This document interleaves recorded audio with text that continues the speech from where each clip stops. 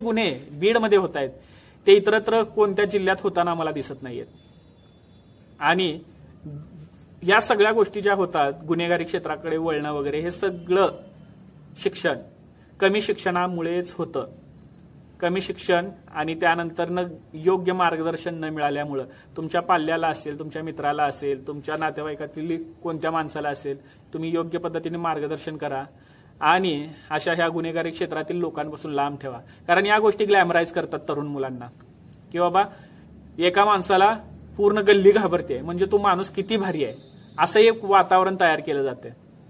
त्या वातावरणापासून तुमच्या मुलाला लांब ठेवा आणि त्या माणसाला वेळीच धडा शिकवण्यासाठी योग्य ती कारवाई करायला पुढे सरसावा आणि पुढे येऊन त्या माणसाच्या विरोधात आवाज उठवायला शिका. म्हणजे तो माणूस दहशत माजवायचं कमी करेल.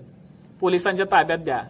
आपलं काय चुकतंय, आपण गप्प गुमानं त्याचा अत्याचार सहन करतो, त्याची धमकी ऐकून घेतो. जावसर आपल्याला ह्याच्या कशाला नादाला लागायचंय, त्याच्या नादाला लागू नका. रितसर जाऊन कंप्लेंट करून टाका म्हणजे त्याच्यावर कारवाई होईल आणि सगळ्या गोष्टी तिथंच थांबतील आणि गुन्हेगारी जी वाढायची आहे या पोलिसांच्या धाकामुळे कमी होईल आणि पोलिसांना सुद्धा संधी मिळेल की बाबा कंप्लेंट केल्याशिवाय त्यांना काही ऍक्शन घेता येत नाही. जोपर्यंत कंप्लेंट येत नाही तोपर्यंत ती हालचाल करत नाहीत.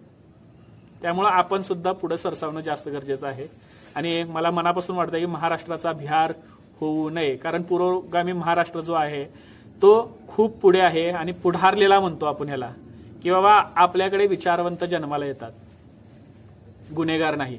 ही आठवण ठेवा आणि इथेच आजची गोष्ट थांबवावं म्हणतोय. तुम्हाला काय वाटतंय कमेंट्समध्ये नक्की सांगा. या गुड गव्हर्नन्सचा सर्व्हे जो झालेला आहे तो एकदा नक्कीच तुम्ही सुद्धा वाचा.